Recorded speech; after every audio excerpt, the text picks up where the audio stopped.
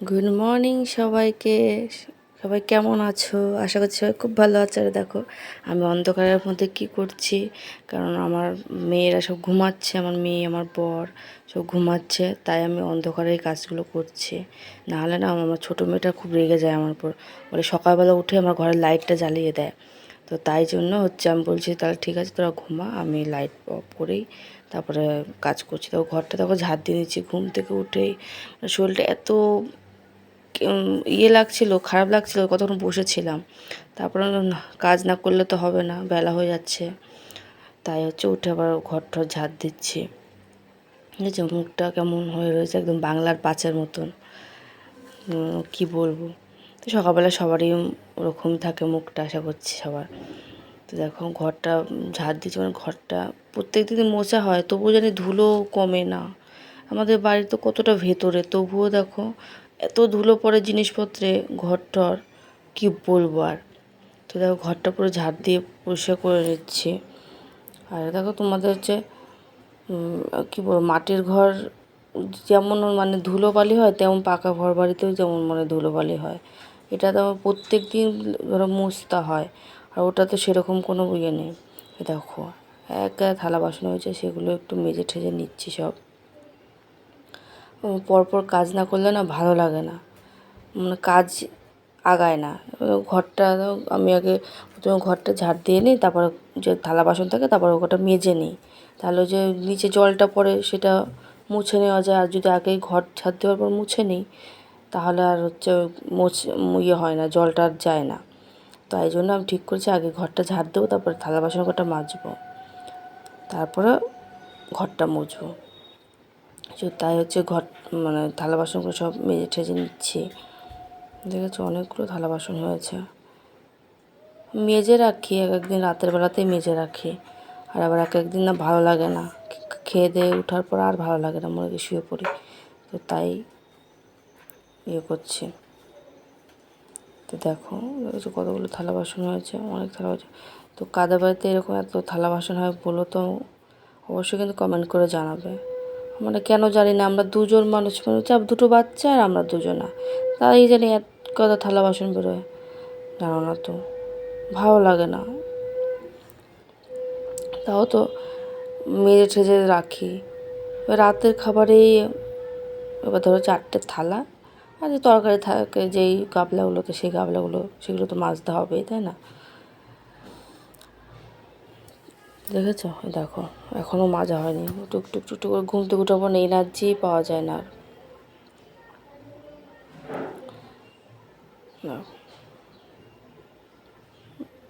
মেজেই যাচ্ছি। আমার বরমশাই উঠেছিল, উঠে আমি বললাম যে একটু ভিডিওটা করে দাও, একটু ধরে দাও। ও বলছে আমি এখন পারবো না। আমার তাহলে থাক, তাহলে আমি একা একাই করি ধরে ধরে। তো তাই ইয়ে করে একা একাই করি সব, পুরোটা যেটুকু করে আমি নিজে নিজেই করি, ধরে দেওয়ার মতন কেউ নেই আমার। তো দেখো থালা বাসন মাজা হয়ে গেছে, থালাগুলো ধুয়ে নিলাম। আমি মিথ্যা কথা বলবো না, আমার বরমশাইও মাঝে সাঝে আমার সাথে সাথে হেল্প করে দেয়। এবার সবে সবে ঘুম থেকে উঠেছি তো, তার জন্য আর ইয়ে করে দেয়নি। দেখো বেসিনটা না প্রত্যেক দিন না ধুলে না প্রচণ্ড তেল কাস্টে পড়ে যায়, কাস্টে পড়ে যায় একদম। তাই ওই যে কী বলবো, বোতল ধরে যায় সোডাগুলো, ওগুলোকে কী নামটা ভুলে গেলাম, তো ওইগুলো দিয়েই প্রথমে একটু পরিষ্কার করে নিয়েছি, তারপর সাবান দিয়ে পরিষ্কার করে নিয়েছি। খুব চকচক করে একদম, মানে খুব সুন্দর হয়ে যায়, পুরো পরিষ্কার হয়ে যায়। তো দেখো আমার থালা বাসন মাজা হয়ে গেছে, সব কিছু করা হয়ে গেছে, কিন্তু এবার ঘরটাকে মুছে নেবো। প্রত্যেক দিন বললো না, প্রত্যেক দিন মুছলে পরেও জানি ঘরের ধুলো যায় না ঘর থেকে, কেন জানি না। সবার ঘর এত সুন্দর পরিষ্কার থাকে, আমি জানি মানে করে উঠতে পারি না, না কি বুঝতে পারি না। প্রত্যেক দিন কিন্তু মোছামুছি সব কিছুই মোছামুছি করি আমি, জানো, তবুও জানি ধুলোবালি জানি যায় না।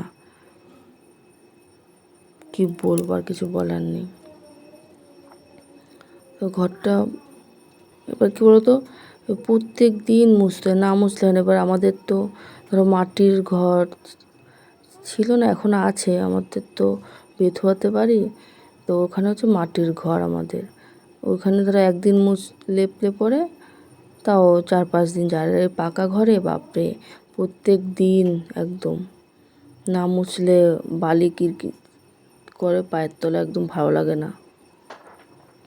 আর মানে কেমন জানি লাগে আমার শরীরের মধ্যে, মানে বালি কিচকিচ করে একদম।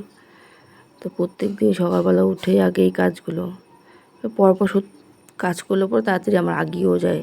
মানে ধরো ভোর এই 6টার সময় উঠি, এক একদিন আবার 5:30 উঠে যায়। তো দেখো আমার ঘর মোছা হয়ে গেছে, এবার গ্রিলগুলো না রং করতে হবে। গ্রিলগুলো সেই যখন ঘরে উঠলাম তার কিছুদিন পরেই রং করা হয়। রং তো না ওই প্রাইমার করা হয়েছিল, তো ওগুলো তো না জং পড়ে গেছে। তো মাঝে সাঝে মোছা হয়, ওগুলো ঠিক মতো পরিষ্কার করতে পারি না আমি, সত্যি কথা বলছি। মাঝে সাঝে একটু মোছা হয়, নাহলে আরও হয়ে যাবে। তো মেয়েরা দেখো ওই লিপস্টিক, সিঁদুর, কাজল দিয়ে খেলে আর ওই দেয়ালের মধ্যে মোছে, জানো কী যে করি এখন। আর মানে সাদা চুলের মধ্যেই তো একদম ফুটে উঠেছে, ভালো লাগে না দেখতে। তো বরকে বললাম একটু রং করার চেষ্টা করো। তো দেখো আমার বরমশাই চলে যাচ্ছে বাজারে, বলছে কি বাজার করবো, যেটা পাও সেটা অল্প অল্প করে নিয়ে যায়, তো বাজারটা নষ্ট না যায়। তো দেখো এবার বরমশাই চলে যাওয়ার পর আমি বিছানাটাকে গুছিয়ে নিচ্ছি। আর এত গরম পড়ছে কদিন ধরে আবারও, তাই ফ্যানটা চালিয়ে নিয়ে ঘরটা গুছিয়ে নিচ্ছি। আর তোমরা দেখো মানে যেদিনকে ভিডিও করি সেদিনকেই একই চাদর, মাঝে কিন্তু চাদরটা তুলেছিলাম, তখনটা আমার শরীরটা না একটু খারাপ। কিছুদিন ধরে জানি না কেন পেটটার মধ্যে খুব ব্যথা করছে। তো ডাক্তার দেখিয়েছিলাম, তো ডাক্তার ছবি করতে বলেছে। তো বর বলছে যে চলো ছবি করতে নিয়ে যাবো। এবার আমরা তো হাসপাতালে দেখিয়েছি, তাই আর অতটা করছি না। তো আমি যে ডাক্তারকে মানে দেখাই তাকে দেখাবো। তো দেখো সকালে চা আমাদের খাওয়া দাওয়া হয়ে গেল। আমার মেয়েদের নুডলস করে দিয়েছিলাম, সেগুলো এবার ভাতও বসানো হয়ে গেছে। আমার বরমশাই বাজার থেকে দেখেছো কত কিছু বাজার নিয়ে এসছে, দেখেছো? আর বাজারের এখন যা দাম গো, মানে কি বলবো আর, হাত দেওয়া যায় না। বলছে বাজারের যেন খুব দাম হয়ে গেছে। তো দেখো রান্না করেছি সেই করলা ভাজা আর ডালের বড়া দিয়ে, আলু দিয়ে, উচ্ছে দিয়ে তরকারি করেছিল। আর দেখো বিকেলবেলায় আমার বর আমরা একটুখানি বেরোচ্ছি, গেছিলাম একটা কাজে, তো কাজটা হয়নি, তো আবার রিটার্ন করতে হয়েছে বাইরে। এবার দেখছো আমার বড়মশাই সঙ্গে রিলস করছে, দেখেছো? দেখো আমরা টোটোতে উঠেও গেছি। আর আমরা যাচ্ছিলাম একটু নবদ্বীপে, তো নবদ্বীপে কোনো কাজ হচ্ছে মনে করার জন্য যাচ্ছিলাম। আর দেখো রাতের বেলা একটু চিকেন নিয়ে এসেছিলাম, চিকেন আর বিরিয়ানি করেছিলাম, জানো হেভি টেস্টি হয়েছিল। আর তোমাদের পরের দিন আমি বিরিয়ানি কীভাবে করি ছোট্ট করে একটু দেখিয়ে দেবো।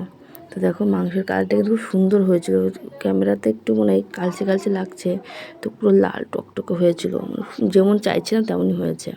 তো দেখো বিরিয়ানিটা কেমন হয়েছে। তোমরা যদি কেউ খেতে চাও অবশ্যই কিন্তু কমেন্ট করে জানাবে।